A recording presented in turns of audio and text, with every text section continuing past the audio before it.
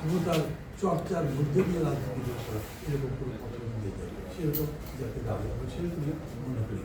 অনেকগুলো বিষয়তে ভবিষ্যতে গুম কমিশনের রিপোর্ট আসছে এবং গুম কমিশনের রিপোর্টে ভয়াবহতা প্রকাশ পেয়েছে।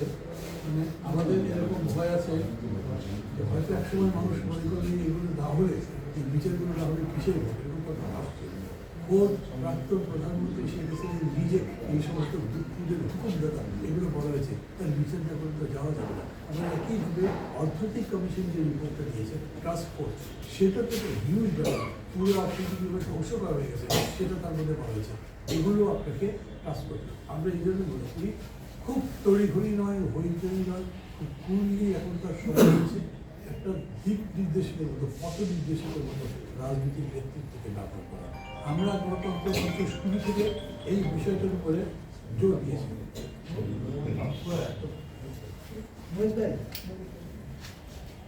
আমরা এই বিষয়ের উপরে খুবই জোর দিয়েছি যাতে রাজনীতির এই গুণগত রূপান্তরটা করা হয়েছে। শুরুর মধ্যে লড়াইয়ের ভেতর থেকে করেছি, লড়াইয়ের পর যখন জিতেছি তখন করছি, এখনও করছি। তখন আমাদের আবেদন কারোর প্রতি নির্দেশ থেকেও নয়, কারোর প্রতি প্রতিদ্বন্দ্বিতা মানসিকতা থেকেও নয়, শেষ পর্যন্ত নির্বাচনে কী পরিস্থিতি দাঁড়াবে সেটা তো পরে। কিন্তু এখন আমাদের কতগুলো নীতিতে নিশ্চয়ই একমত হতে হবে যে আমরা গণতন্ত্রের জন্য এই নীতিগুলো পরিচালনা করব।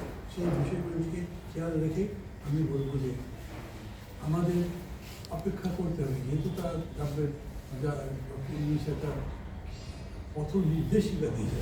পথ নকশা বলবো আমি যদি পথ নকশা বাংলা করে ইংরেজিতে বলবো রোড ম্যাপ দিচ্ছি না, কিন্তু ডেফিনেটলি এইটা একটা পথ নির্দেশিকা বলা হচ্ছে যে এই সময় কেউ বলতে পারে যে 6 মাস বেশি লাগছে আরও কমানো যেতে পারে, কমপ্লিট সাজেশন বলে, অথবা এরকম করে বলেন যাতে এটা একটা কনস্ট্রাকটিভ জায়গায় যেতে পারে।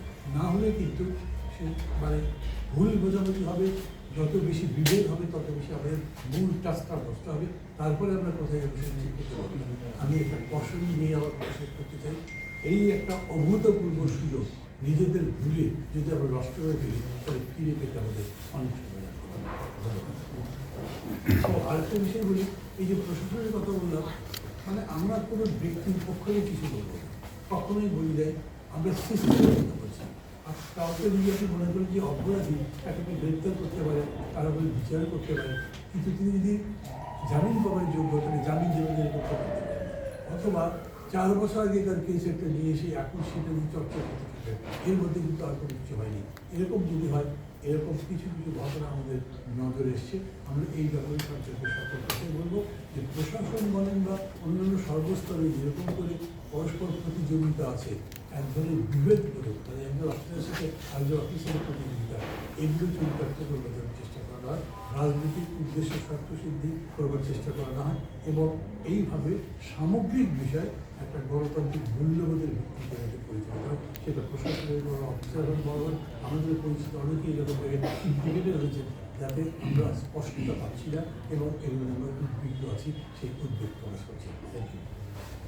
বন্ধুরা এখন কথা বলবেন আমাদের মঞ্চের অন্যতম শীর্ষ নেতা, ভাষা নিয়ে অনুসারী পরিষদের সংগ্রামী আহ্বায়ক, 2 মুক্তিযোদ্ধা শেখ রফিকুল ইসলাম।